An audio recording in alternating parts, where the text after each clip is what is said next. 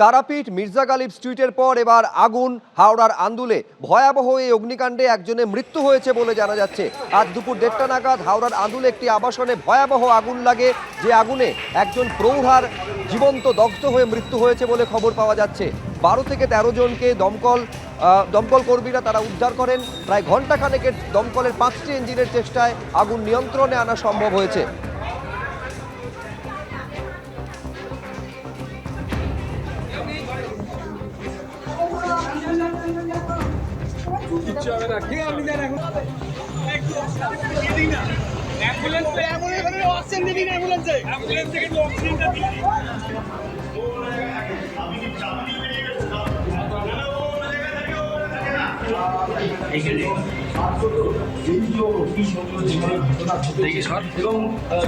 দাঁড়িয়ে থেকে পুরোপুরিভাবে এই যে পরিস্থিতি যেভাবে দেখা যাচ্ছে একের পর এক ঘটনার যেভাবে ঘটেছে সেই ঘটনার পরিস্থিতি সাংবাদিককে বলবো যে একটু ক্যামেরাটা ঘুরিয়ে দেখাবার জন্য।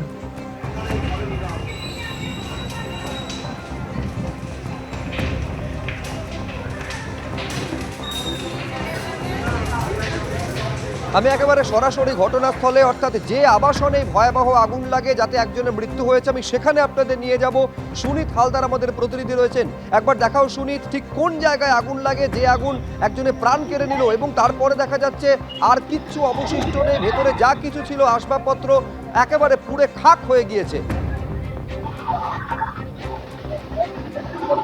দেখো, এই মুহূর্তে আমি রয়েছি যে বাড়িতে আবাসনে যে আগুন লেগেছিল সেই আবাসনে। এই মুহূর্তে এই যে সামনের যে আবাসন আন্দুলের মৌরি আমবাগান এলাকার এই আবাসনের 3 তলায় যে ফ্ল্যাট আছে তাতে কিন্তু আগুন লেগেছিল এবং 1:30 নাগাদ আগুন লাগে। আগুন দ্রুত ছড়িয়ে পড়ে, দাউ দাউ করে জ্বলতে থাকে, কালো ধোঁয়া এবং আগুন এই যে 3 তলা পুরো ফ্ল্যাটগুলিকে গ্রাস করে নেয়। খবর দেওয়া হয় দমকলে, একে একে ঘটনাস্থলে দমকলের 5টা ইঞ্জিন আসে এবং উচ্চপদস্থ দমকল আধিকারিকরা ছুটে আসে, ডোমজুট থানার পুলিশ ছুটে আসে এবং হাওড়া পুলিশের পদস্থ কর্তারাও আসে এবং উদ্ধার কার্য শুরু হয়। এবং এই যে আবাসন এখানে থেকে যারা আটকে পড়েছিলেন সেই সময় তাদেরকে একে একে উদ্ধার করা হয়। দমকল থেকে জানানো হয়েছে 12 থেকে 13 জন বাসিন্দাকে উদ্ধার করা হয়েছে এবং এইখানে ভেতরে একটা ফ্ল্যাটে যেখানে প্রথম অগ্নিকাণ্ডের ঘটনা ঘটে সেখানে কিন্তু একজন আটকে পড়েন এবং মোটা মুখোপাধ্যায় নামে ওই বৃদ্ধা বছর 65 বয়সে অগ্নি ঝলসে গিয়ে তার মৃত্যু হয়। এই ঘটনায় পর গোটা এলাকার বাসিন্দারা তারা এখানে ঘটনাস্থলে ছুটে আসে, পুলিশ আসে, দমকল আসে এবং যুদ্ধকালীন তৎপরতায় উদ্ধার কার্য শুরু হয় এবং এই মুহূর্তে এখনো কিন্তু কাজ একেবারে শেষ পর্যায়ে। আগুন পুরোপুরি নিভে গেছে, আগুন আর ছড়িয়ে পড়ার সম্ভাবনা নেই বলে দমকল আধিকারিকরা জানিয়েছে এবং আগুন নেভানোর পর দমকল কর্মীরা কাজে ফিরে যাচ্ছে। কি কারণে আগুন লাগলো তা এখনো স্পষ্ট নয়। ডিএফও অর্থাৎ ডিভিশনাল ফায়ার অফিসার রাজা ভট্টাচার্য জানিয়েছেন কি কারণে আগুন লাগলো এটা জানতে ফরেনসিক পরীক্ষা করা হবে, এই জন্য রিকুইজিশন দেওয়া হচ্ছে এবং ফরেনসিক পরীক্ষার পরে কিন্তু জানা যাবে কি কারণে আগুন লাগলো। তবে আগুন যেভাবে দ্রুত ছড়িয়ে পড়ে তাতে কিন্তু একটা আতঙ্ক তৈরি হয়, আতঙ্কের পরিবেশ তৈরি হয়।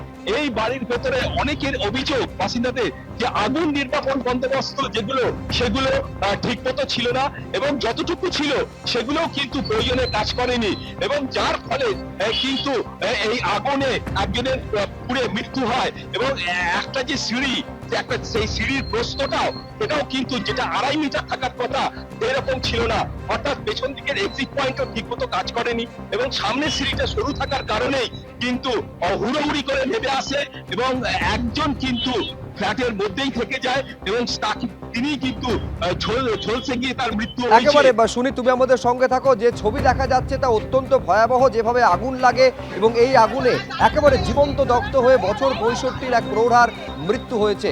বাকি যারা ছিলেন তাদের দমকল উদ্ধার করেছে, প্রায় 12 জনকে দমকলের কর্মীরা তারা উদ্ধার করে সুরক্ষিতভাবে নিচে নামিয়ে নিয়ে আসেন।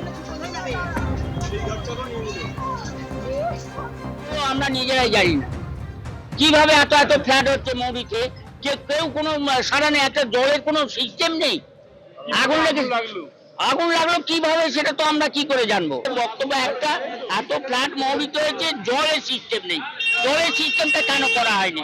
ফায়ারও নেই, পঞ্চায়েত কিভাবে এটা পারমিশন দিয়ে? 12 জনকে রেস্কিউ করেছি বিল্ডিং এ। আদার্স জায়গা যারা আটকে ছিল ধোঁয়ার জন্য সিঁড়িটা তারা ব্যবহার করতে পারছিল না, একটাই সিঁড়ি আছে দেখেছেন।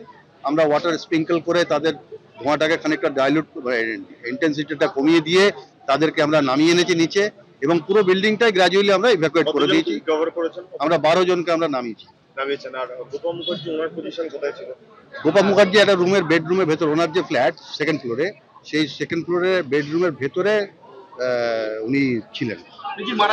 আর সেক্ষেত্রে আপনারা তখন আপনারা কিভাবে ওনাকে নামালেন বা গিয়ে কি দেখলেন?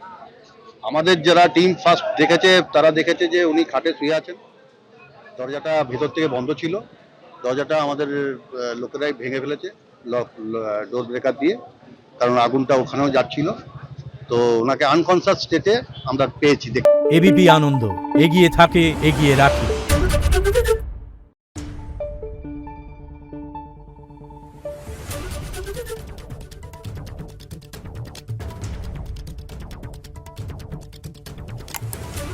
Thank you.